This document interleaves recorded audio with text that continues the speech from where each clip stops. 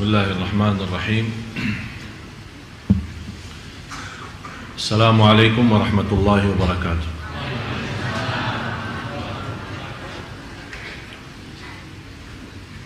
Alhamdulillahi rabbil alamin, wa ashhadu an la ilaha illallah wahdahu la sharika lahu waliyyus salihin, wa ashhadu anna sayyidana wa nabiyyana Muhammadan abdullahi wa rasuluhu as-sadiqul amin. Allahumma salli wa sallim wa barik ala sayyidina Muhammad wa ala alihi wa sahbihi wa man tabi'ahum bi ihsanin ila yaumiddin. Subhanaka la ilma lana illa ma 'allamtana innaka antal alimul hakim. Maha suci Allah, saya tidak memiliki ilmu apa-apa, hanya saja apa yang diberikan oleh Allah Subhanahu wa ta'ala. Alhamdulillah wa syukurillah atas segala nikmat yang telah diberikan oleh Allah Subhanahu wa ta'ala. Dan menurut saya, khususnya jamaah Masjid Agung Sunda Kelapa telah mendapatkan banyak karunia dari Allah Subhanahu wa ta'ala. Setiap waktu dan setiap saat kita bisa menikmati suasana dalam salat kita, suasana dalam ceramah kita, dan kita bisa merasakan kenikmatan di masjid saat kita beriktikaf. Dan mudah-mudahan semua amalan Bapak Ibu tidak ada yang sia-sia, dan mudah-mudahan semuanya menjadi mulia di sisi Allah Subhanahu wa ta'ala. Dan saya yakin ini semua perjuangan Bapak Ibu selama kita sama-sama mempelajari agama di masjid yang sama-sama kita cintai, Masjid Agung Sunda Kelapa ini, yang insyaAllah senantiasa ma'mur, dan insyaAllah jamaahnya juga semakin insyaAllah barakah. Saya yakin semua memperjuangkan dakwah di masjid ini demi sama-sama kita mencintai Allah Subhanahu wa ta'ala. Dan saya yakin tidak ada keraguan dalam hati anda semua yang hadir. Kalau ada orang bertanya, pasti akan anda menjawab dengan jawaban yang cukup jelas. Saya 100% dalam hati saya mencintai Allah Subhanahu wa ta'ala. Dan saya juga tidak ada keraguan terhadap Bapak Ibu dalam hal ini.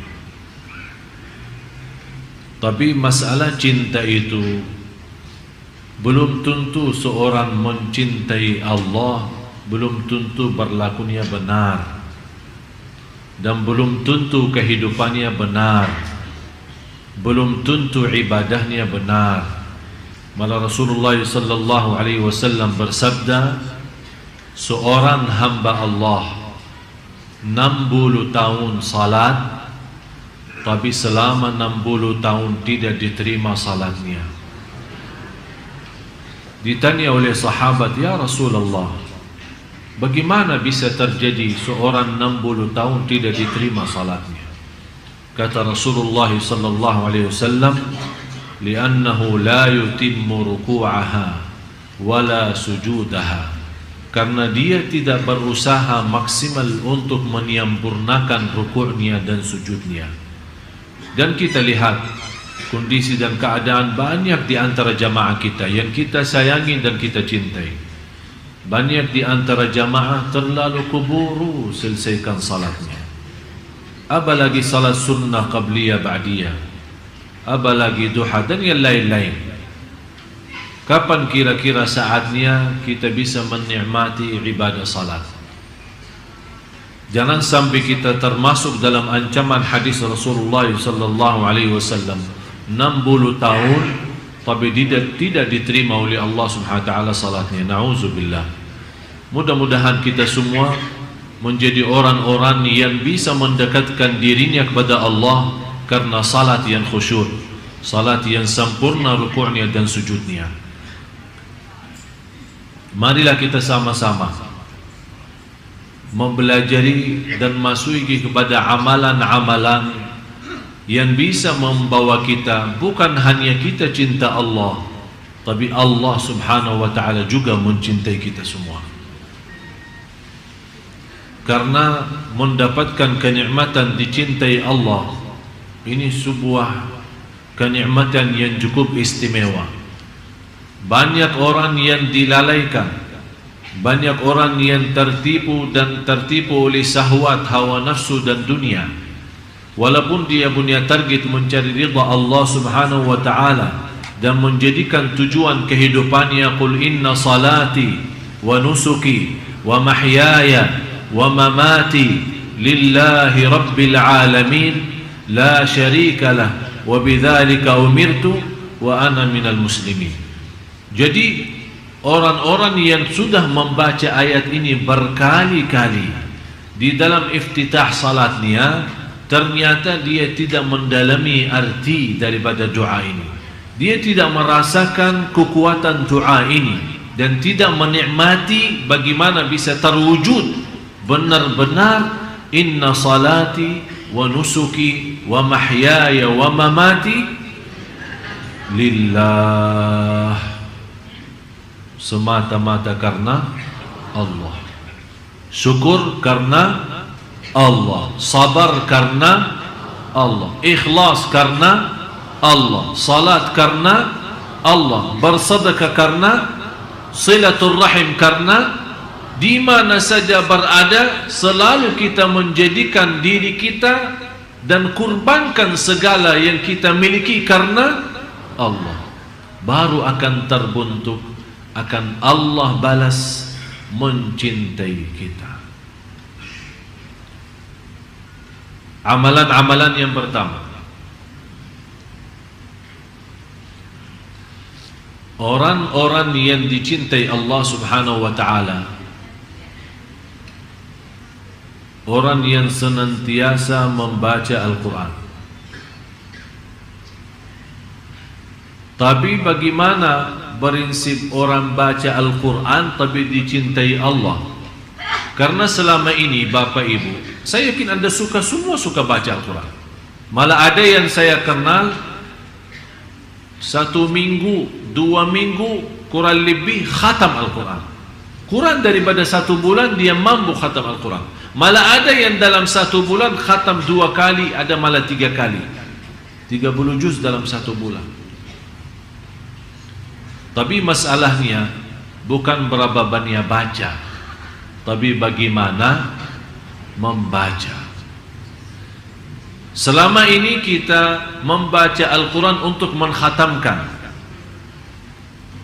tapi yang saya minta kali ini agak sedikit kita rubah. Bagaimana saya bisa baca Al-Quran tapi saya mendapatkan Allah mencintai saya? Yang pertama, saat kita baca Al-Quran harus Anda rasakan Allah bicara sama Anda langsung. Allah bicara sama kamu. Ya ayyuhalladzina amanu, hei orang. Yang dimaksud siapa? Saya. Rasakan. Ittaqullah, berarti Allah berbicara sama diri kita sendiri. Itu yang perlu dirasakan saat kita membaca Al-Quran.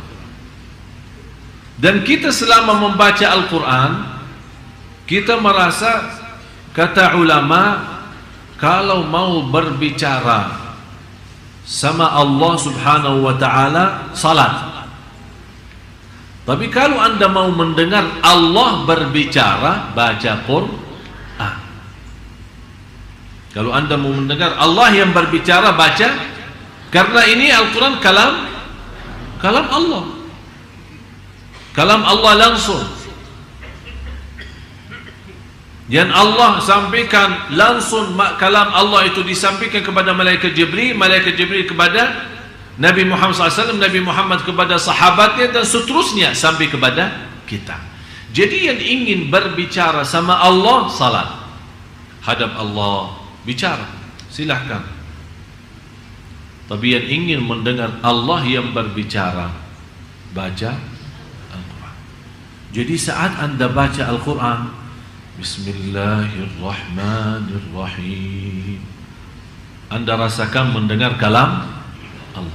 Jadi jangan Anda hanya membaca, ada seorang membaca hanya lewat mata.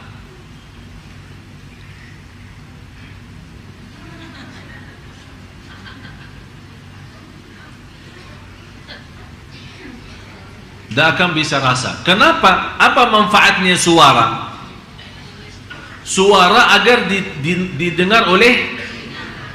Kenapa didengar oleh telinga sendiri? Kalau ada syaitan mengganggu kita, lari. Dia tidak bisa, karena ada suara keluar. Syaitan terganggu. Bukan syaitan yang mengganggu, malah dia yang terganggu. Berarti akan melarikan syaitan dari suara bacaan kita. Kalau sudah syaitan lari, berarti kita akan mampu fokus dan lebih nikmat bacaan kita.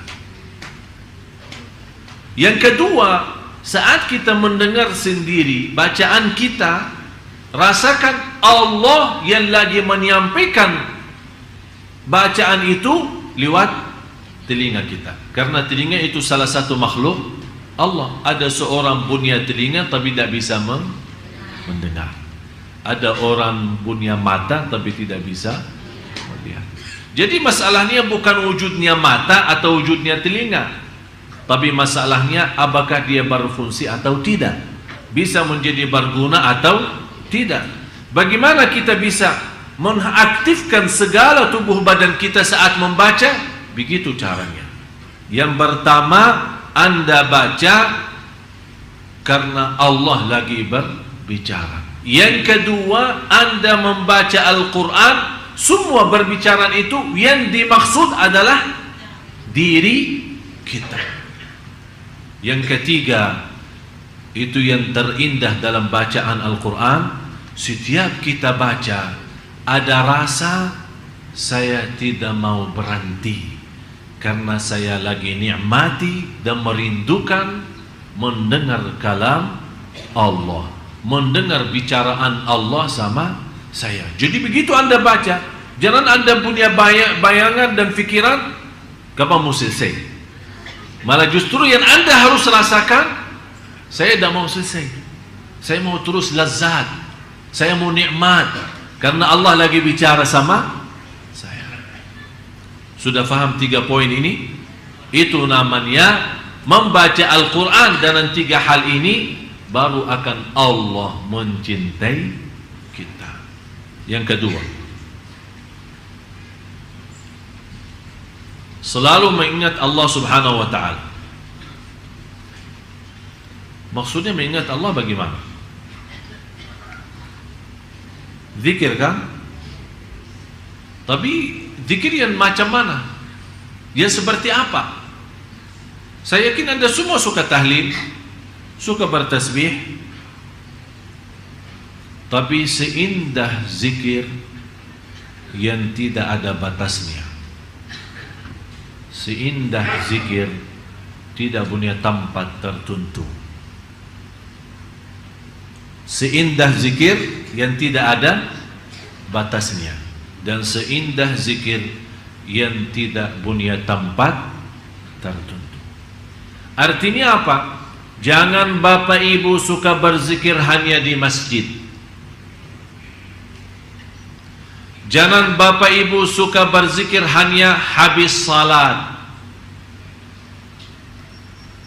Jangan Anda berzikir hanya dalam jumlah tertentu, tidak boleh lebih. Malah justru bebas, tidak usah batasi. Ya ayyuhalladzina amanu uzkurullaha dzikran. Apa artinya katsira? Sebanyak-banyaknya. Kenapa kita disuruh berbanyak zikir? Supaya mengeluarkan diri dari golongan orang munafik. Ternyata orang munafik juga berzikir. Innal munafiqina yukhadi'una Allah wa huwa khadi'uhum wa idza qamu ila as-salati qamu kusala yura'una an-nasa wa la yadhkuruna Allah illa qalila. Mereka kalau diajak salat malas, terpaksa karena malu sama kawannya masuk masjid, bukan karena Allah tapi malu. Yura'unan nas, riya. Sifat yang ketiga, wala yadhkuruna Allah illa, ternyata mereka juga berzikir.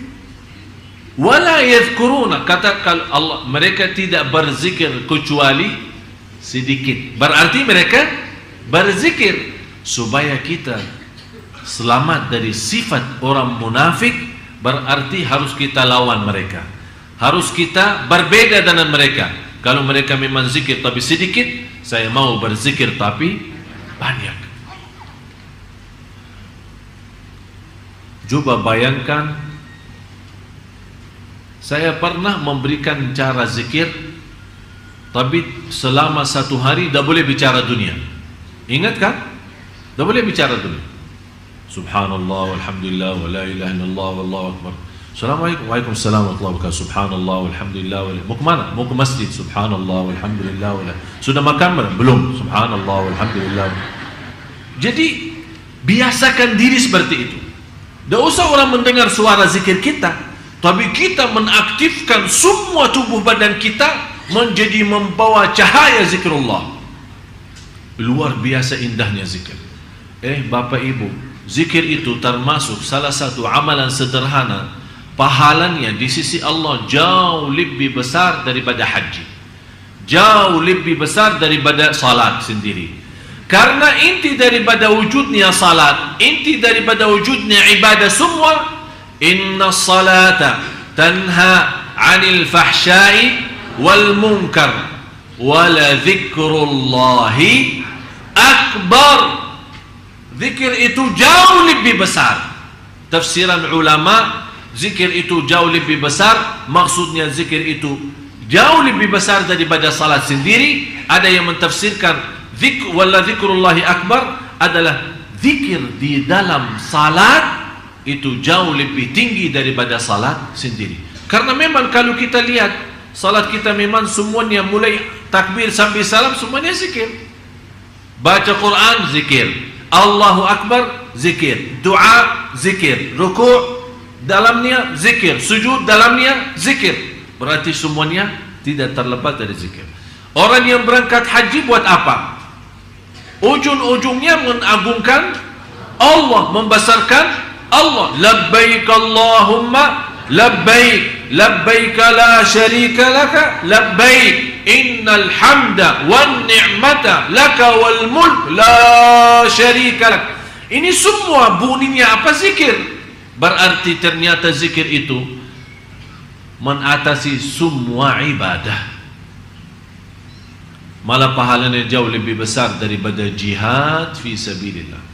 Sampai Rasulullah SAW menjelaskan di hadis yang sahih, ala unabbiukum bi afdali a'malikum wa azkaha 'inda malikikum wa khairul lakum min infaqidh dhahabi wal warq wa khairun min an takhruju lil jihadi fi liqa'i aduwikum fayadribu a'naqakum wa tadribu a'naqahum. Ya Allah, banjir sekali hadis ini.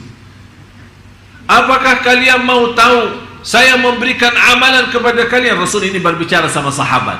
Saya akan memberikan amalan jauh lebih mulia di sisi Allah, jauh lebih baik daripada amalan yang lain, jauh lebih besar pahalanya daripada mensedekahkan emas dan perak dan mensedekahkan segala harta.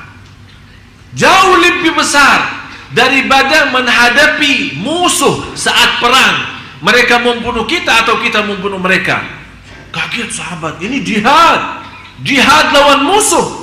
Apa saja amalan yang jauh lebih tinggi daripada itu semua? Rasul menjawab singkat saja, zikrullah, zikir kepada Allah. Fadhkuruni, tanda-tanda kita mencintai Allah, banyak sebut Allah. Kalau kita berbanyak sebut Allah, berarti kita akan termasuk orang yang akan Allah sebutkan nama kita.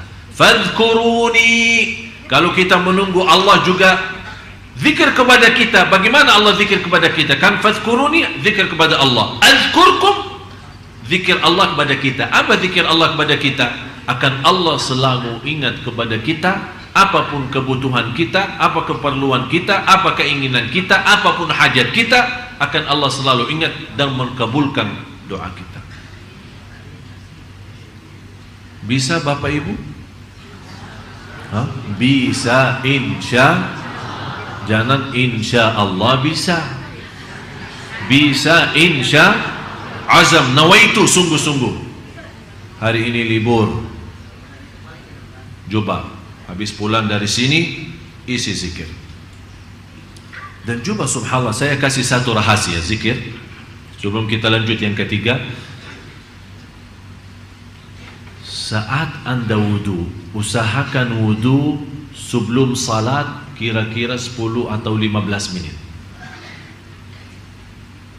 Habis Anda wudu, kan ada tahiyatul masjid, atau kita di rumah sunnatul wudu kan, sambil menunggu azan nih, ada 10 menit atau 15 menit. HP-nya jauhkan. Ini sekarang kita punya masalah. Datang ke masjid bawa HP, i'tikaf bawa HP, imam bilang istau i'tadilu masih bawa HP. Padahal imamnya sebelum Allahu Akbar, Bapak Ibu yang membawa HP mohon non aktifkan kalau tidak keberatan. Allah Astagfirullahaladzim. Imamnya aja belum selesai Allahu Akbar sudah bunyi, seolah-olah kita baru imam sudah sampai. Saya perhatiin kalau imam bilang istau i'tadilu agak cepat, istau dulu luruskan saf. Tapi begitu dia sebut soal HP, dia membawa bahasa yang halus. Bapak Ibu yang membawa HP mohon non aktifkan. Tapi kalau istau i'tadilu, luruskan saf. Jadi cepat kalau istau i'tadilu. Begitu dia sebut kata HP, dia supaya kenapa? Kita mendengar. Apakah kita perlu menjadikan seorang imam seperti Umar bin Khattab? Bagaimana Umar Khattab kalau dia jadi imam? Tahu kan? Tahu luruskan saf. Beliau khalifah dan beliau juga imami salat 5 waktu. Tahu luruskan saf. Sebelum dia takbir, dia punya tungkat punya kepala besar. Dia putar dalam saf-saf jamaah. Kalau safnya belum lurus, dia tidak mau lagi luruskan, karena dia sudah tadi bilang luruskan. Dia sekarang beriksa, mutar, tang, langsung di kepala. Ya Allah. Habis itu yang sudah cukup lalai, begitu kata Amirul Mukminin, istau i'tadilu, dia sudah rasa sakitnya duluan. Padahal Amirul Mukminin belum memeriksa safnya, hanya istau i'tadilu dia sudah megang kepala duluan. Berarti sudah tahu. Apakah kira-kira perlu begini ya? Nanti saya minta sama pengurus satu tongkat di sini supaya setiap ini mutar-mutar lah sebelum kita takbir. Jadi jamaah sekalian, inilah namanya begitu Anda wudu sebelum azan 10 menit atau 15 menit, tinggalin semua dunia, HP semua tinggalin, terus isi zikrullah. Subhanallah, kalau kita bisa seperti ini, saya yakin salat kita jauh akan lebih baik. Karena kenapa zikir sebelum salat itu? Karena dia memberikan persiapan batin, bersih semua, HP jauh semua bersih. Jadi fikiran zikir, yang dimegang tangannya boleh tasbih atau pakai jari sendiri, terus zikir. Begitu sudah masuk Allahu Akbar, ikuti dengan suara azan, dan habis azan angkat tangan berdoa. Subhanallah, indah. Belum ikamat, belum kita selesai sunnah qabliyah, kita sudah siap batin dengan cahaya zikir. Begitu masuk salat, waktu wajib kita, ternyata nikmat salat. Tolong amalan ini yang saya baru saja sampaikan, pertama kali saya sampaikan cara ini, saya mohon dipraktis dan diamalkan. Anda sendiri akan merasa, oh ternyata betul. Yang ketiga,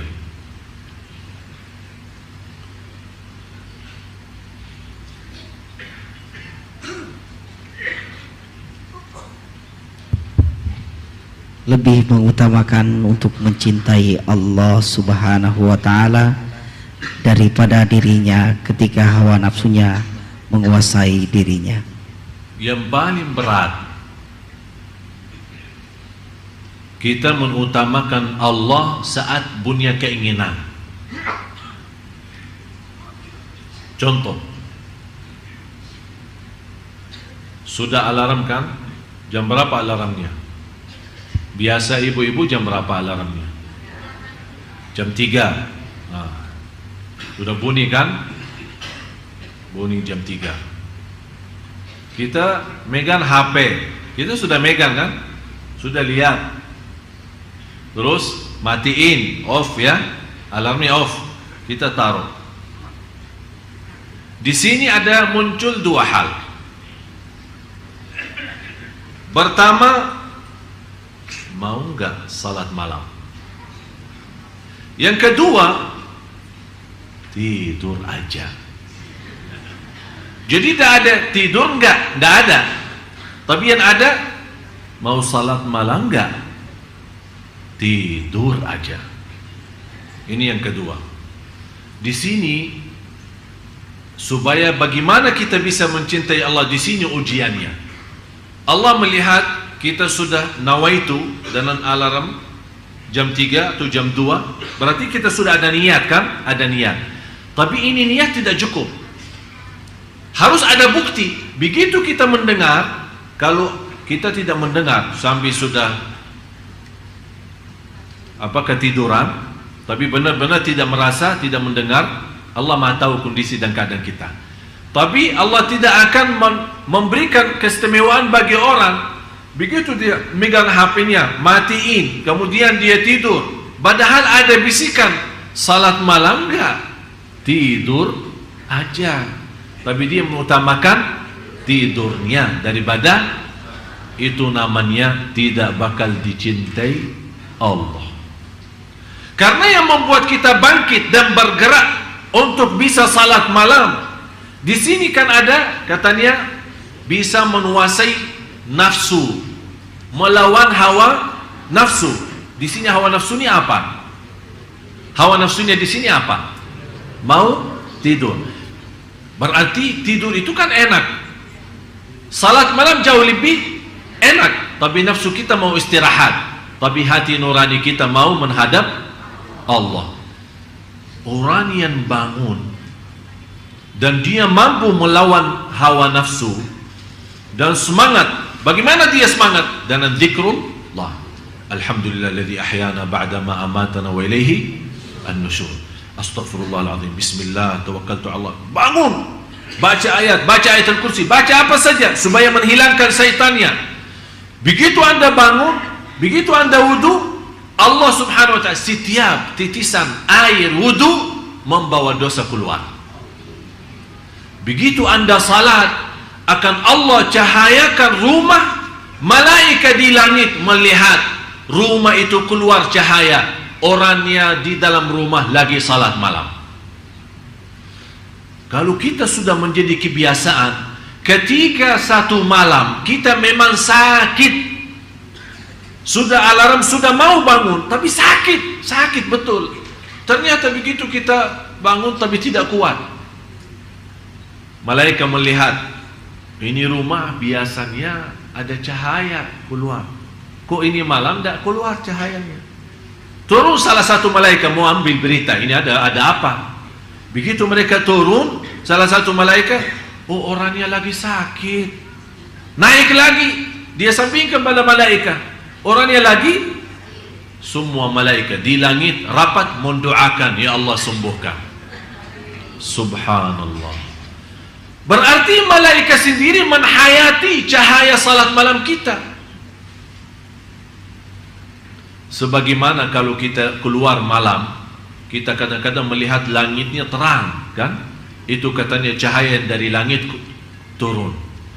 Tapi kapan bisa cahaya dari bumi naik? Jangan sampai malaikat melihat malah ternyata gelap. Semua gelap. Karena cahaya yang bisa tembus ke langit bukan lampu PLN ya, bukan listrik ya, Tapi yang bisa tembus ke atas adalah semua cahaya nurani kalbu kita saat kita lagi salat malam. Oleh karena itu, salah satu amalan yang bisa membawa kita dicintai Allah, harus Anda mampu menguasai dan melawan hawa nafsu kita. Terutama saat merasa nafsu kita ingin sesuatu duniawi, ingin istirahat, ingin tidur, ingin mencari rizki tapi yang haram, tidak mau membedakan halal haram. Tapi di situ kita lawan, karena nafsu kita, mohon maaf, jiwa kita itu kan istilahnya mau yang enak-enak saja, tidak mau capek, yang enak-enak saja.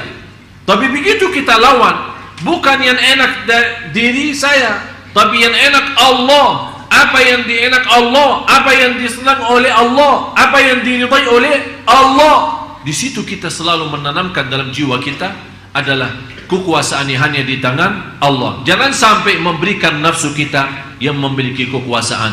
Di situ kita lama-lama akan memiliki hati yang sudah rusak. Begitu kita mau perbaiki, susah memperbaikinya. Yang keempat,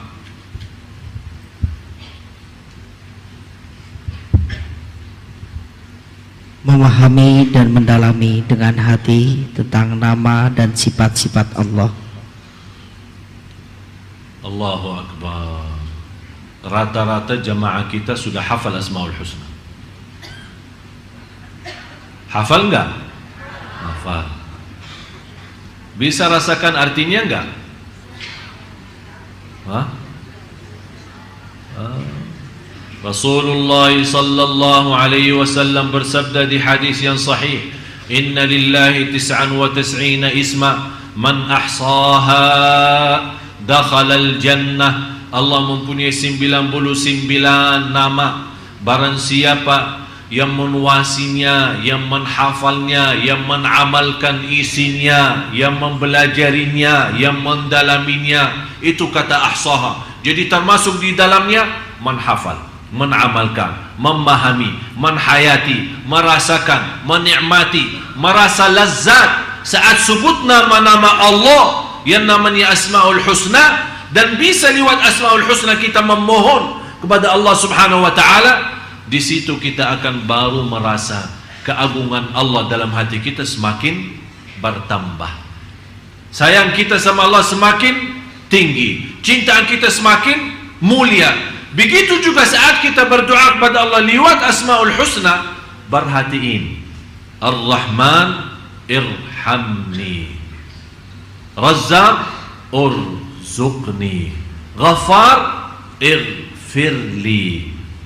Jadi kita saat kita saking sudah memahami, jangan Anda berkata ya Rahman urzuqni. Oh ya Rahman urzuqni, ya Razzaq urzuqni, ya Karim muliakan, ya Ghafur ampuni, ya Rahman rahmati.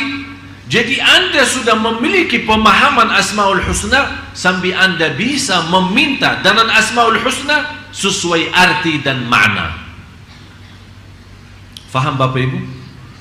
Itu namanya. Barang siapa yang mampu menghafal, memahami, menhayati, dan sampai dia bisa berdoa kepada Allah lewat Asmaul Husna, kata Rasulullah dijanjikan akan masuk surga Allah Subhanahu wa ta'ala. Jadi mulai dari hari ini, kalau kita baca Asmaul Husna, lebih baik setiap hari kita bawa satu nama, tapi kita bisa mengerti apa isinya dan apa dalamnya. Faham Bapak Ibu? Yang kelima, kepasrahan hati di hadapan Allah Subhanahu wa ta'ala. Bagaimana pasrah hati?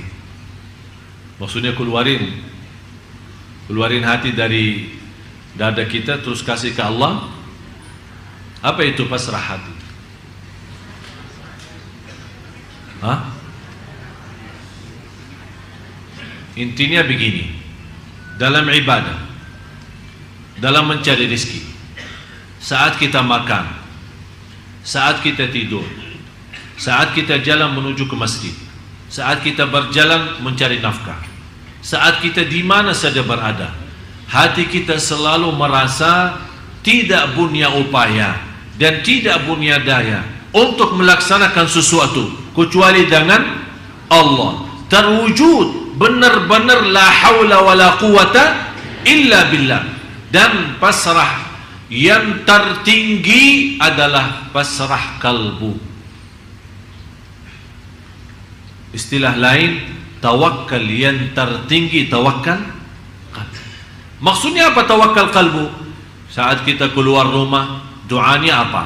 Bismillah tawakkaltu ala Allah la haula wala quwata illa billah. Ini ucapan cukup tinggi, ucapan cukup sempurna.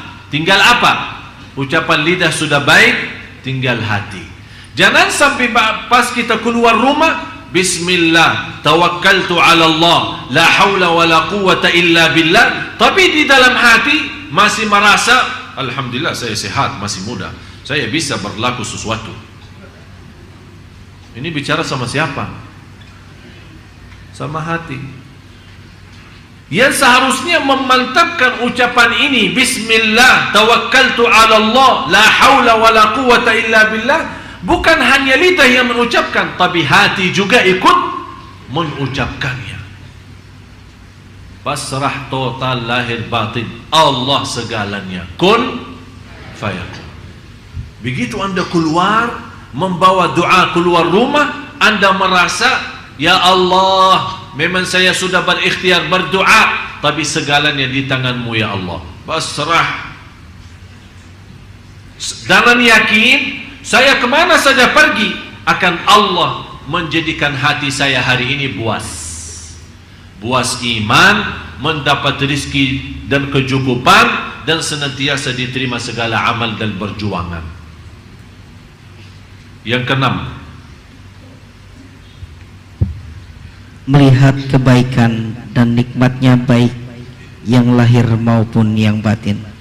Salah satu yang bisa Anda mendapatkan dicintai Allah, harus Anda selalu mengingat nikmat Allah.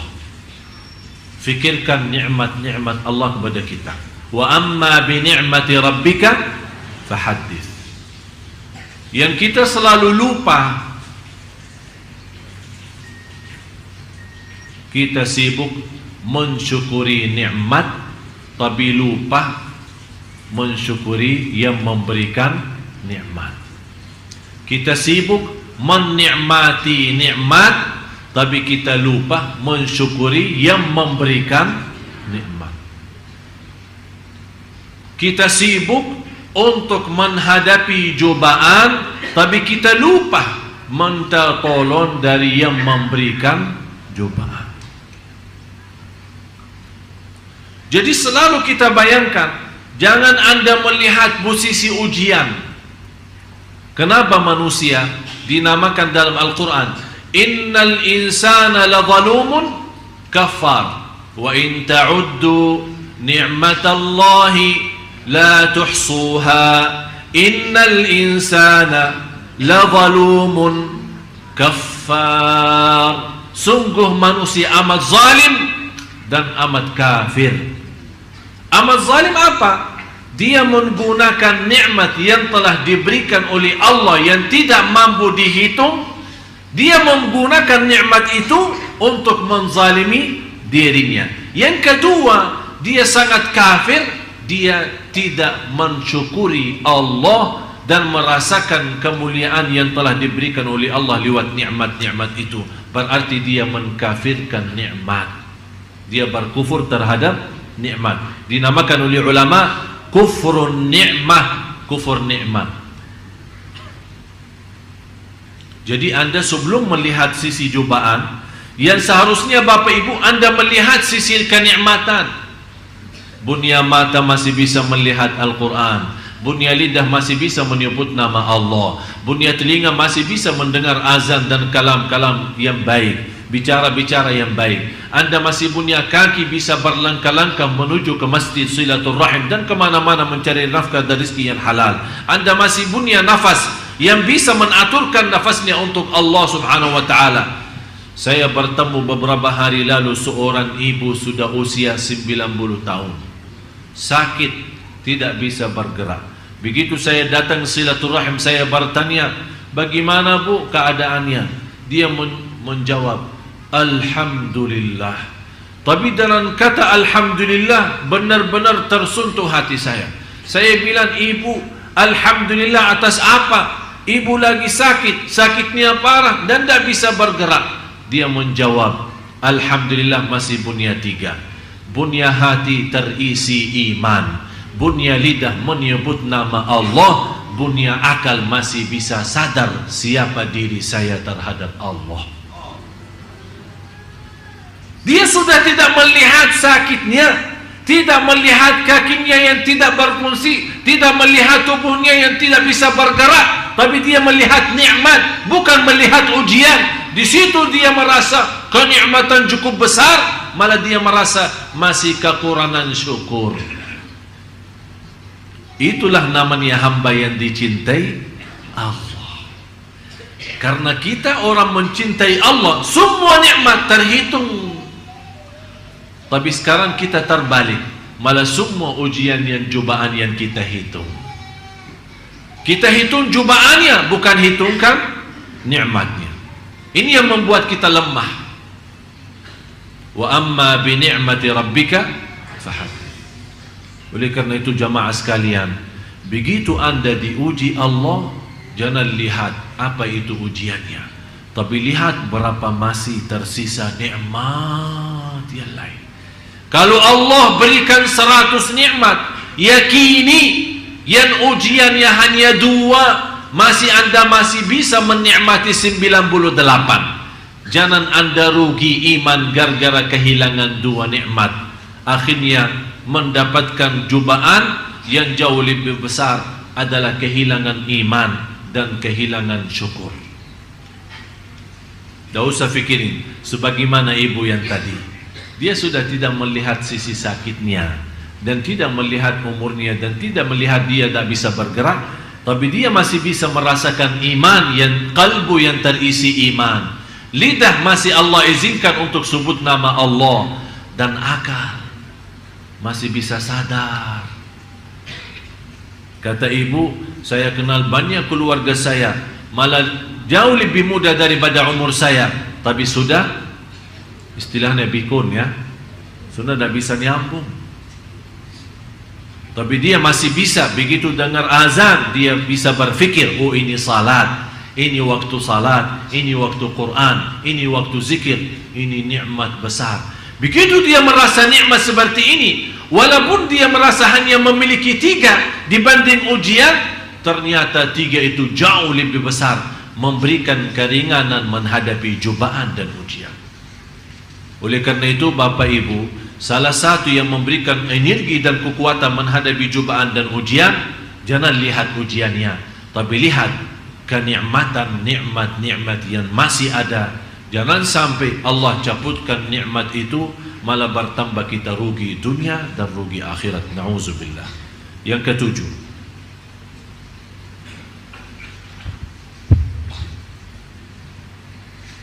merasakan kehinaan dan kerendahan hati di hadapan Allah.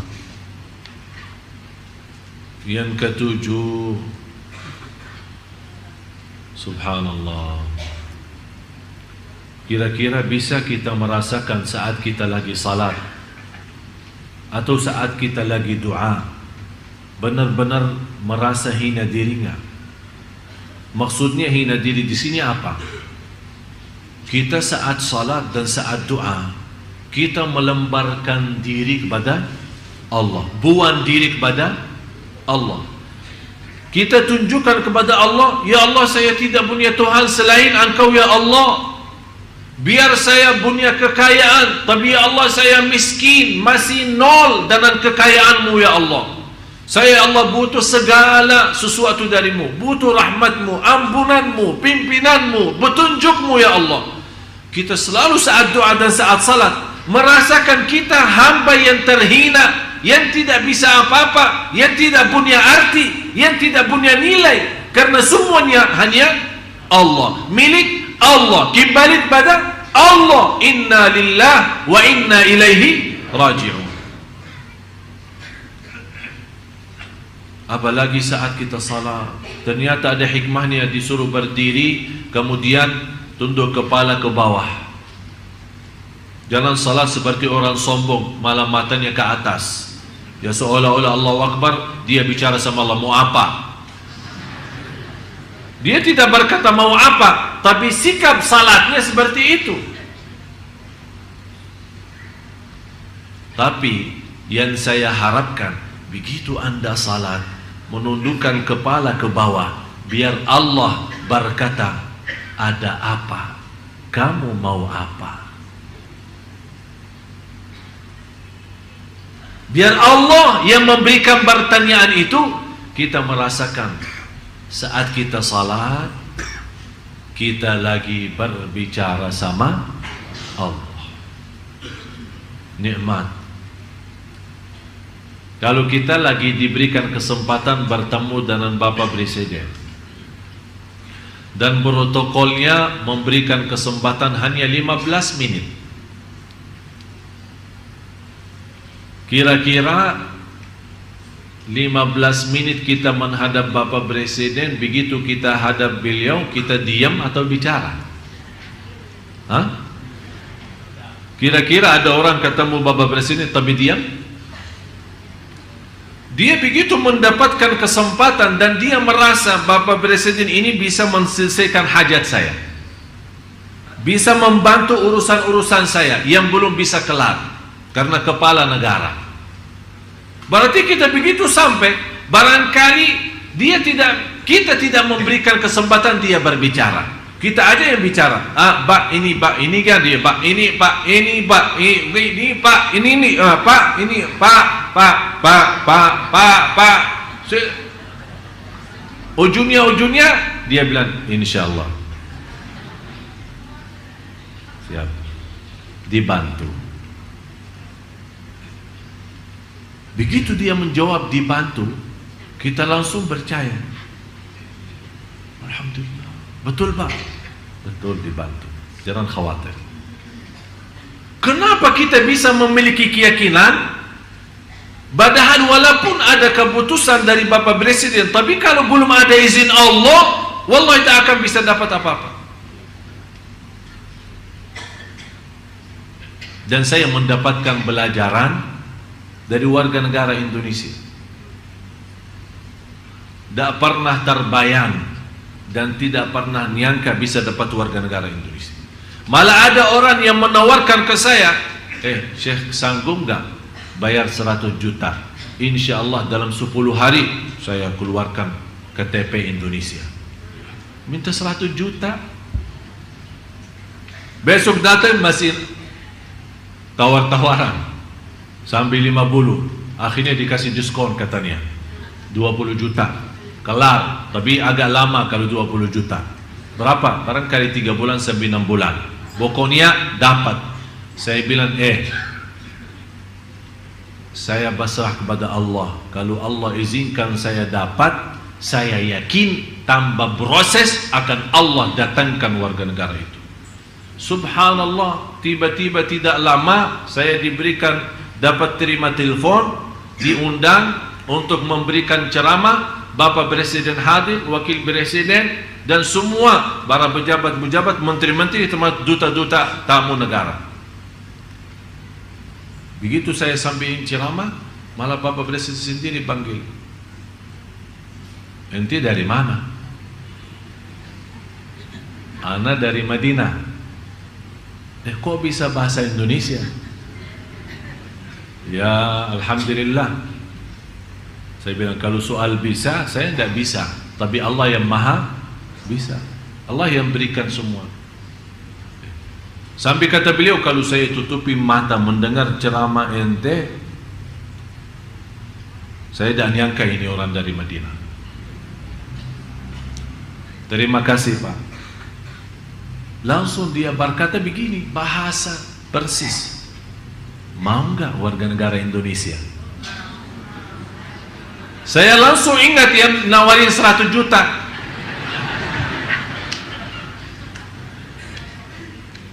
Sambil saya berkata, gratis Pak ya? Gratis. Sekarang saya perintahkan, Anda berkenan enggak? Saya bilang terima kasih, penghargaan bagi saya Pak. Kita pemain bola aja sudah kita kasih warga negara, sampai sekarang tidak dapat juara. Udahlah, mudah-mudahan dengan kita membaga buatmu mendapatkan warga negara, insya Allah bisa membawa masyarakat Indonesia menjadi makmur. Begitu bahasa beliau. Langsung belum saya berhenti mau pulang, langsung dipanggil Pak Menteri Hukum dan HAM. Segera bantu Tuan Syekh Ali. Begitu bahasa beliau. 8 hari persis ditelepon, saya masih di luar negeri. Segera, ini Pak Menteri sendiri yang telepon, suruh datang menghadap beliau. Begitu saya pulang dari Malaysia ketemu beliau, tak sampai 15 menit, tehnya belum selesai minum teh.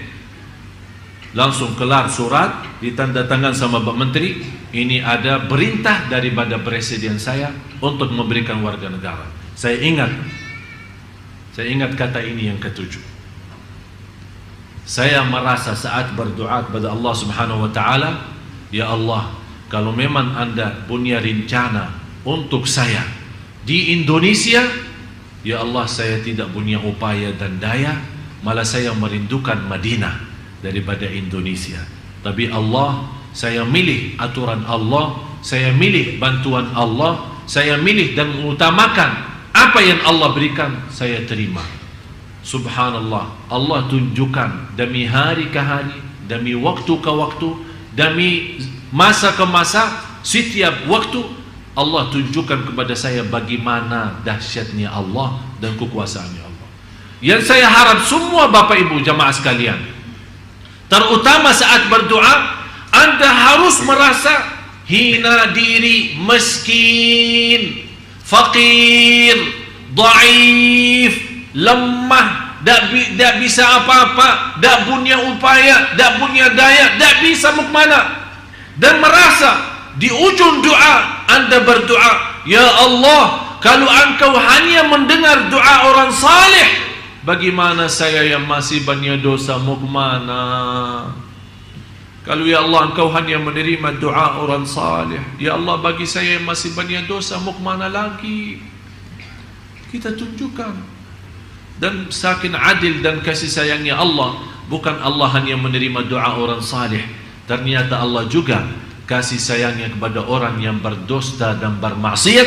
Kalau dia bertaubatan nasuha, taubat yang benar, dan memohon kepada Allah dengan benar, akan Allah terima doanya dan kabulkan hajatnya. Buktinya, setiap hari kita berdoa, dan setiap hari Allah berikan nikmat, kita lupa mensyukurinya. Ini sebenarnya salah satu cara Allah menambahkan nikmat kepada kita, tapi kita tidak sadari, berarti Allah sudah menerima doa kita, tapi kita belum sadar nikmat yang kita minta belum kita dapat. Oleh karena itu, periksa diri kembali. Harus kita merasa diri miskin sama Allah. Ya ayyuhan nas, antumul fuqara'u ila Allah. Manusia, semuanya dalam keadaan miskin kepada Allah. Yang ke-8,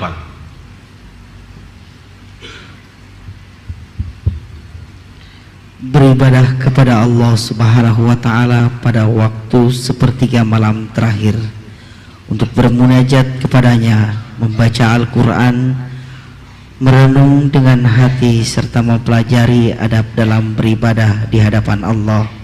Kemudian ditutup dengan istighfar dan bertaubat.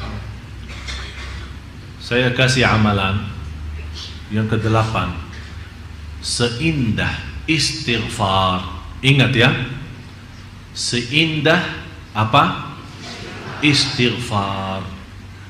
Sebelum azan subuh 20 menit sampai 30 menit. Di dalam Al-Quran dinamakan al-ashar, waktu sahur. As-sabirina was-sadiqina wal-munfiqina wal-mustaghfirina bil-ashar. ashar wa bil ashari hum yastaghfirun. Kenapa Allah ikatkan waktu sahur istighfar? Karena seindah ibadah jauh lebih baik daripada salat malam atau baca-baca amalan yang lain adalah istighfar yang terindah. Kenapa saya berkata yang terindah itu istighfar? Karena Allah puji hamba-hamba yang beristighfar di waktu sahur. Kalau Allah puji berarti Allah senang. Kalau Allah senang berarti Allah ridha. Tapi saya minta istighfar bagaimana? Sudah selesai salat malam, sudah witir, ya, duduk tetap di posisi musalla atau atas sajadah, kemudian tundukkan kepala ke bawah, tutup mata, bayangkan semua dosa kita selama ini. Ingat orang tua kita,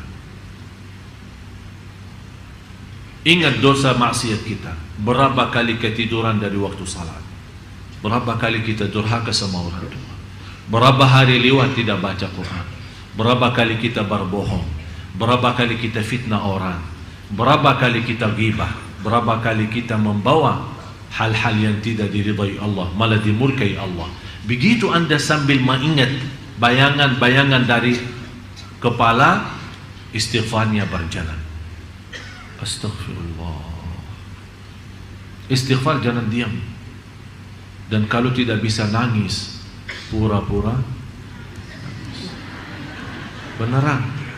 Beneran. Yang awalnya pura-pura lama akan jadi beneran. Jadi begitu Anda merasa ada orang menceritakan ke saya, Ustaz, saya ingin nangis tapi tidak bisa-bisa. Ingin nangis, tidak keluar. Saya bilang begini, pura-pura aja nangis. Ya bagaimana? Astagfirullah.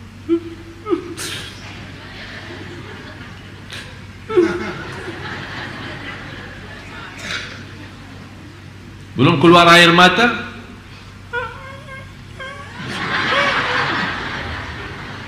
beneran. Ini salah satu ikhtiar kita.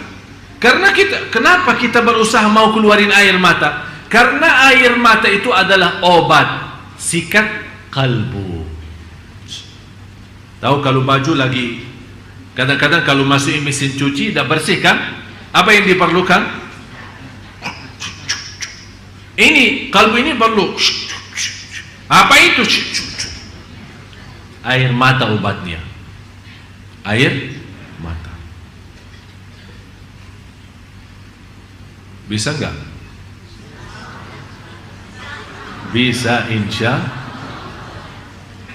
Demi Allah jamaah sekalian, kalau Anda bisa merasakan keindahan seperti ini, demi Allah tidak perlu lama istighfar. Hanya 10 kali saja, sudah nangisnya minta ampun. Sudah nangisnya minta ampun.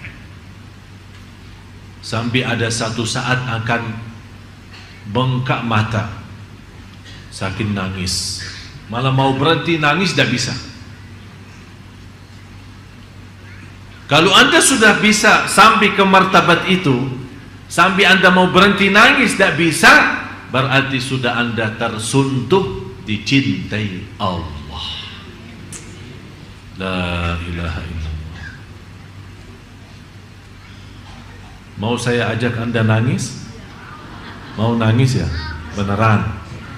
Ya nanti kita doa. Yang ke-9,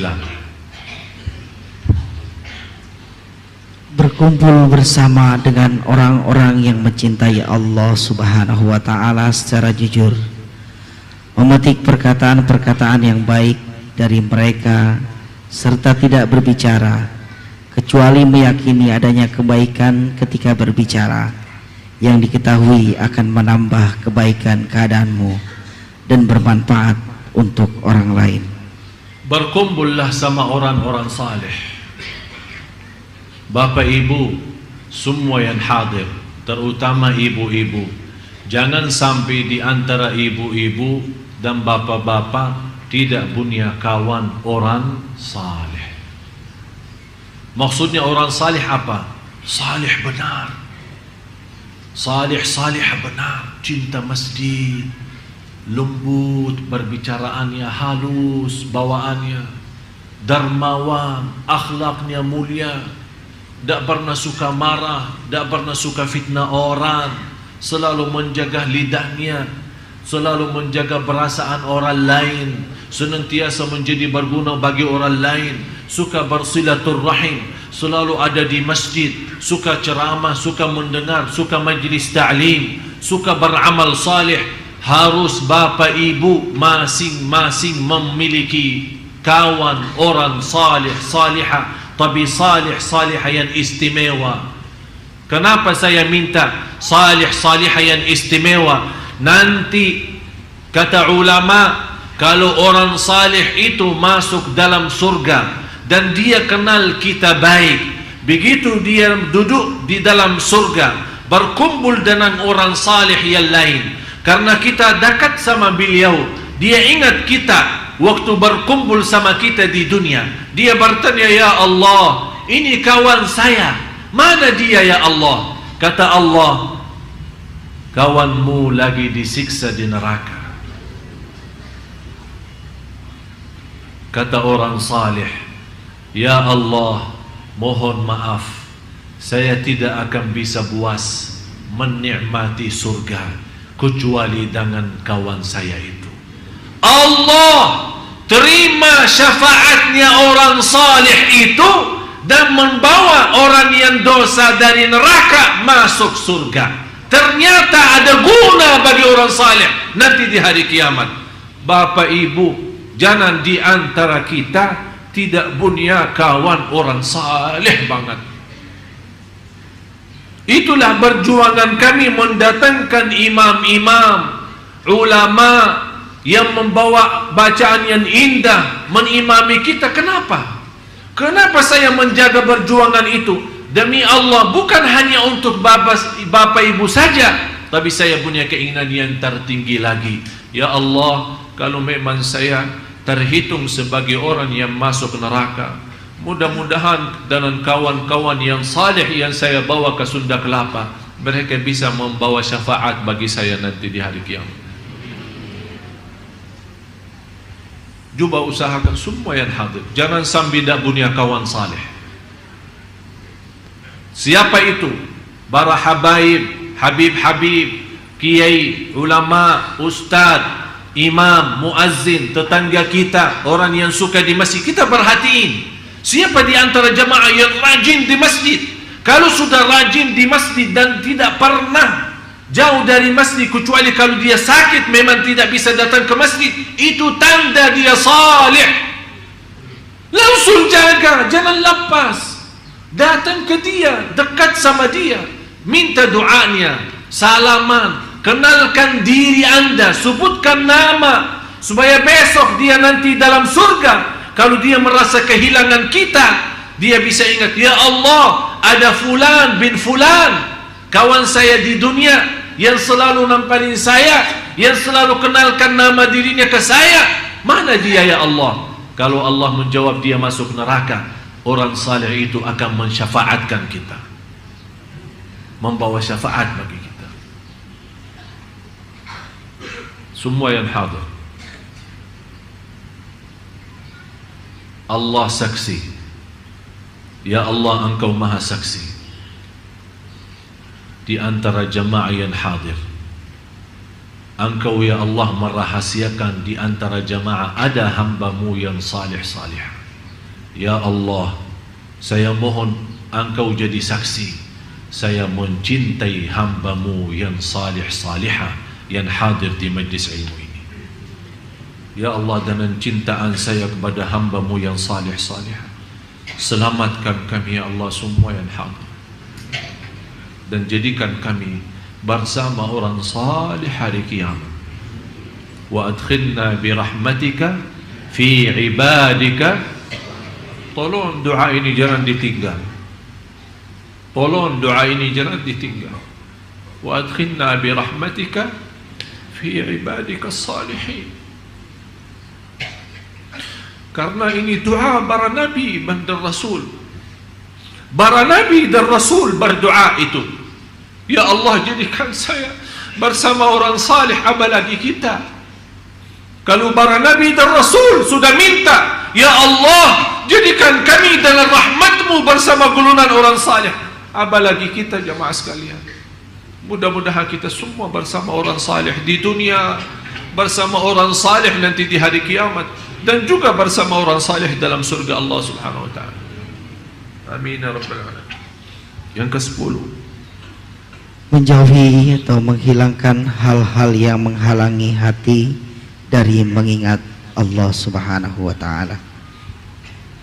Tolong periksa kembali apapun hal-hal yang menghalangi kita dari Allah. Dunia, jauh dari dunia. HP, jauh dari HP.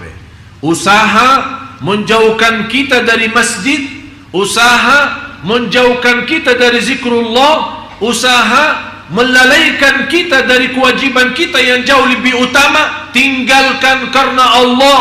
Karena Rasulullah bersabda, man taraka syai'an lillah awadahu Allahu khairan min. Barang siapa yang meninggalkan sesuatu karena Allah, akan Allah gantikan yang lebih baik. Jangan sampai kita menjadi orang alhaakumut takatsur, dilalaikan oleh kebanggaan, kekayaan, harta, dunia, kesibukan. Lalai, kapan sadar? Hatta zurtumul maqabir. Tapi kalau sudah zurtumul maqabir, artinya sudah masuk dalam maqabir, sudah masuk dunia kubur. Apa arti sadar saatnya? Tidak ada arti. Jangan sampai kita menjadi orang yang masuk dalam golongan alhaakumut takatsur. Karena di ujung alhaakumut takatsur, thumma latus'alunna yawma idzin 'anil na'im. Rasulullah sallallahu alaihi wasallam ketika satu saat berduduk sama Sayyidina Abu Bakar, sahabat-sahabat yang lain, ada Sayyidina Uthman radhiyallahu an, Rasulullah SAW makan dan minum. Begitu dibawakan minum air, air itu agak dingin, apalagi musim panasnya Madinah.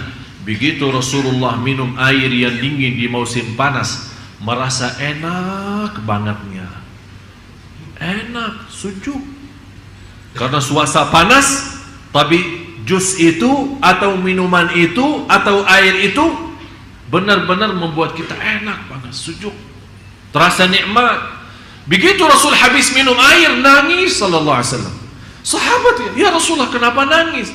Apakah air itu ada masalah? Kata Rasulullah, akan Allah tanyakan kita terhadap nikmat air dingin itu di musim panas. Apakah sudah syukur atau belum? Thumma latus'alunna yawma idzin 'anil na'im.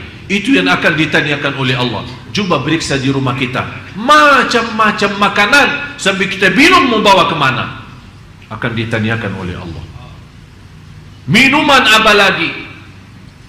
Begitu anda menikmati minum jus atau minuman yang lain, tolong ingat, thumma latus'alunna yawma idzin 'anil na'im. Ini alhaakumut takatsur, salah satu surah yang membuat Rasulullah nangis. Mari sama-sama kita berdoa.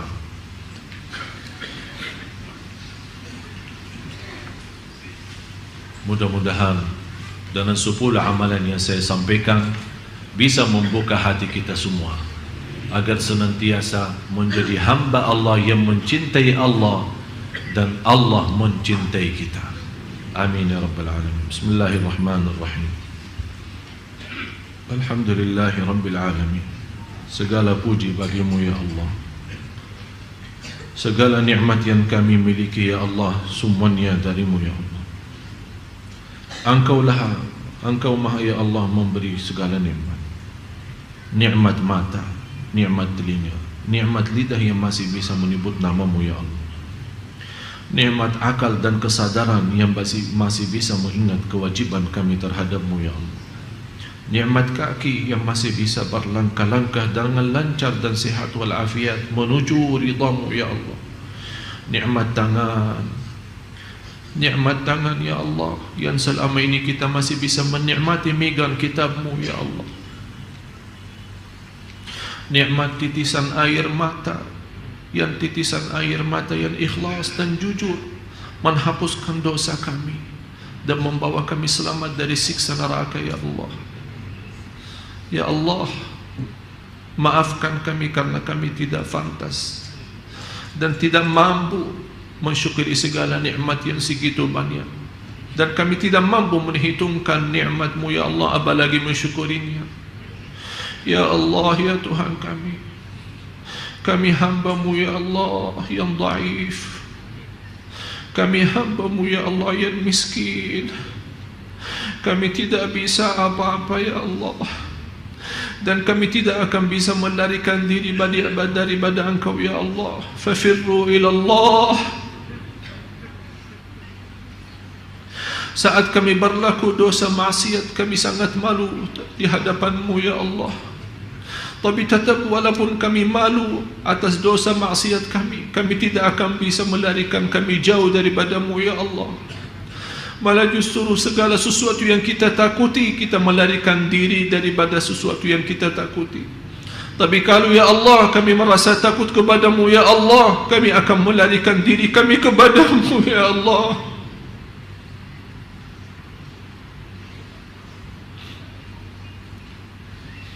Segala sesuatu yang kita takuti, kita berusaha melarikan diri daripada sesuatu itu. Kecuali Engkau ya Allah, begitu kami merasa takut, kami tidak bisa kemana-mana kecuali kepada Engkau ya Allah. Ya Allah, kami datang kepada-Mu ya Allah dalam penuh harapan, dengan hati yang terisi iman dan taqwa, dengan kekhusyuan dan kerindahan, dengan kemiskinan dan kehinaan. Ya Allah, kami datang kepada Engkau ya Allah membawa segala dosa maksiat, membawa dosa besar dan dosa kecil, tapi kami sangat mengharapkan ampunan-Mu ya Allah. Walaupun dosa maksiat kami segitu banyak, tapi rahmat-Mu ya Allah jauh lebih banyak dan jauh lebih besar bagi kami ya Allah. Rahmatilah kami, rahmatilah kami. Kalau Engkau tidak merahmati kami akan menjadi orang yang merugi dunia akhirat. Rabbana zalamna anfusana wa in lam taghfir lana wa tarhamna lanakunanna minal khasirin. Ya Allah, Engkau maha melihat, maha mendengar. Semua yang hadir Bapak Ibu sangat memohon ampunan-Mu ya Allah. Ya Allah, aku mohon dengan nama-Mu yang agung dan mulia untuk semua yang hadir keluar dari Masjid Sunda Kelapa ini di pagi hari ini, sudah dihapus segala dosanya ya Allah. Disucikan hatinya ya Allah, dibersihkan jiwanya ya Allah, diterima segala amal ibadahnya ya Allah. Aku mohon ya Allah, tidak ada di antara Bapak Ibu yang kecewa saat ini ya Allah. Malah ya Allah kami harap, ya Allah saya mengharapkan ya Allah untuk semua jamaah pulang masing-masing ke rumahnya membawa ridha-Mu ya Allah.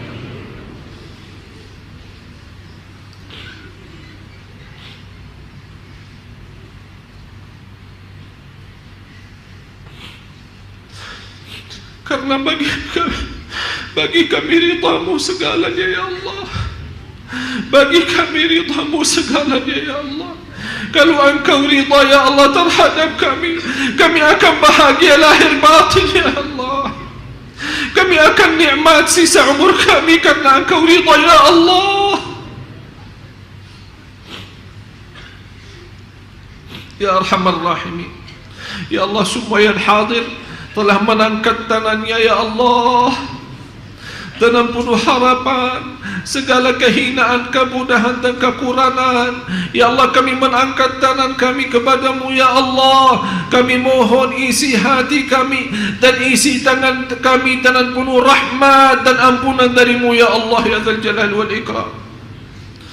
Ya Allah, berilah kepada kami petunjuk pada jalan yang lurus. hidupkanlah kami dalam keadaan iman, wafatkanlah kami dalam keadaan Islam, lindungi anak keluarga kami dari segala bahaya, jadikan anak cucu kami salih salihah, anak cucu kami penghafal Al-Quran, agar kami dipanggil oleh Allah duluan dalam keadaan bahagia, dalam keadaan husnul khatimah, dan anak cucu kami setelah kami dipanggil duluan, anak cucu kami masih mau mendoakan kami. Ya Allah, Ya Arhamar Rahimin, Ya Allah, lindungilah lahir batin kami, agar kami bisa menjaga diri dari segala sesuatu yang menghalangi kami darimu. Ya Allah, Ya Allah, Ya Arhamar Rahimin, kuatkan kami lahir batin, cahayakan hati kami, sempurnakan ketakwaan kami, muliakan keyakinan kami. Bagaimana Engkau berikan kepada kami kemudahan, sama-sama berkumpul di Masjid Agung Sunda Kelapa ini. Ya Allah, berilah kepada kami kemuliaan, sama-sama jumpa lagi di surga-Mu. Ya Allah, jadikan kami semua yang hadir bersama hamba-hamba-Mu yang salih-salih. Ya Allah, وادخلنا برحمتك في عبادك الصالحين. Walaupun kami, ya Allah, belum menjadi salih-salihah, tapi kami harap dengan rasa cinta kami terhadap orang salih-salihah, jadikan kami berkumpul dengan mereka. Ya Allah, sebagaimana kata Imam Syafi'i, aku mencintai orang salih walaupun saya tidak terhitung orang salih, karena cinta orang salih menjaminkan bahawa saya selamat dan bahagia. Ya Allah, kami sungguh mencintai orang salih, kami sungguh mencintai orang salihah. Ya Allah, jadikan kami bersama mereka. Ya Allah, Ya Arhamar Rahimin, Ya Arhamar Rahimin, ampuni orang tua kami,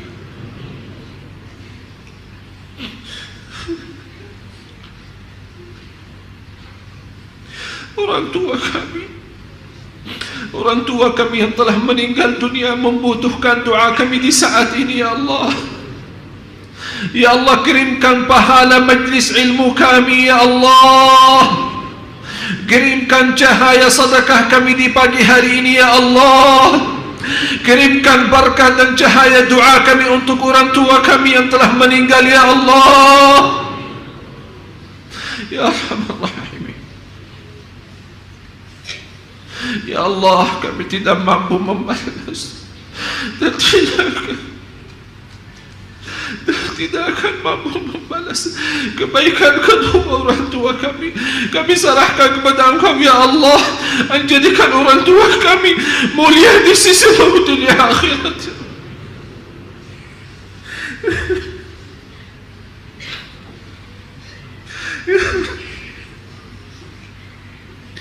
Ampuni durhaka kami terhadap orang tua kami. Berapa kali kami menyakiti hati orang tua kami, berapa kali kami menyakiti dan mengecewakan hati orang tua kami. Maafkan kami, Ya Allah, maafkan kami, Ya Allah, maafkan durhaka kami. Jangan menhukumkan kami atas durhaka kami. Ya Allah, ampuni saudara kami muslimin muslimat, mukminin mukminat yang hidup yang telah wafat. Ya Allah, segala amal ibadah dan perjuangan kami untuk Sunda Kelapa, untuk mendatangkan para imam-imam dan para salih, Ya Allah, jadikan atas nama jamaah semua yang hadir menjadi sedekah jariah. Ya Allah, menjadi sedekah jariah. Ya Allah, menjadi sedekah jariah bagi semua yang hadir. Ya Allah, selama, Ya Allah, selama saya di Indonesia memperjuangkan untuk umat Indonesia, umat Islam di Indonesia, Ya Allah, aku mohon lipatkan dan tercetak nama Bapak Ibu semua yang hadir dalam perjuangan ini, dan diterima segala sedekah jariah dan amal ibadah. Ya Allah, Ya Arhamar Rahimin, Ya Arhamar Rahimin, Ya Arhamar Rahimin, يا أرحم الراحمين ارحمنا يا أرحم الراحمين ارحمنا يا أرحم الراحمين ارحمنا, karena kami hamba-Mu ya Allah membutuhkan rahmat-Mu, sangat kami memerlukan rahmat-Mu dan pimpinan-Mu. Ya Allah, pimpinlah kami dalam sisa umur hidup kami ya Allah, agar sisa umur hidup kami menjadi yang terbaik selama ini dan mengakhiri hayat kami dengan sebaik-baiknya husnul khatimah birahmatika ya arhamar rahimin. Ya Allah, inilah doa kami. Engkau pernah janji dalam kitab-Mu, ud'uni astajib lakum, berdoalah padaku, aku janji akan nerima doa-Mu. Ya Allah, inilah doa kami, inilah doa kami dengan keyakinan dan penuh harapan Engkau menerima sesuai janjian-Mu. Inilah doa kami sesuai perintah-Mu dalam kitab-Mu. Ya Allah,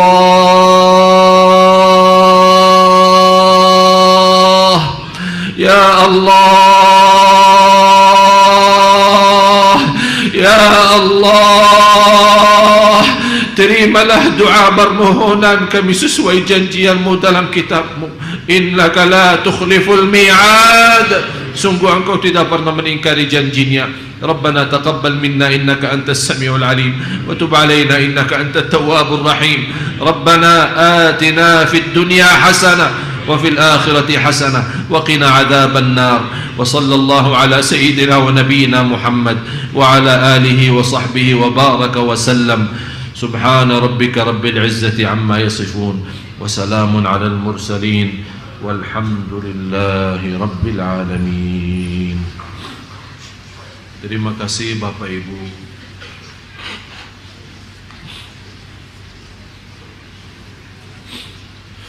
Saya mohon semua yang hadir, saya mohon semua yang hadir, tolong kalau lagi sendirian, lagi salat malam atau lagi habis baca Al-Quran dan mengangkat tangannya sendiri berdoa, saya mohon dengan segala hormat tolong doakan saya. Saya mohon dengan segala hormat tolong jaga amanat ini, doakan saya supaya Allah tetap kuatkan saya lahir batin. Saya dari kemarin tidak sempat 10 menit saja istirahat, tidak sempat. Dari kemarin full layani tamu, layani ini, layani itu. Ini semuanya insyaallah lillahi ta'ala dan kemudian untuk Bapak Ibu. Oleh karena itu tolong doakan saya supaya tetap sehat walafiat dan tetap istiqamah atas iman Islam dan tetap bisa memiliki kekuatan berjuang untuk umat Islam di Indonesia agar Indonesia masa depan insyaallah akan jadi lebih baik. Mohon maaf kurang lebihnya, wabillahi taufiq wal hidayah.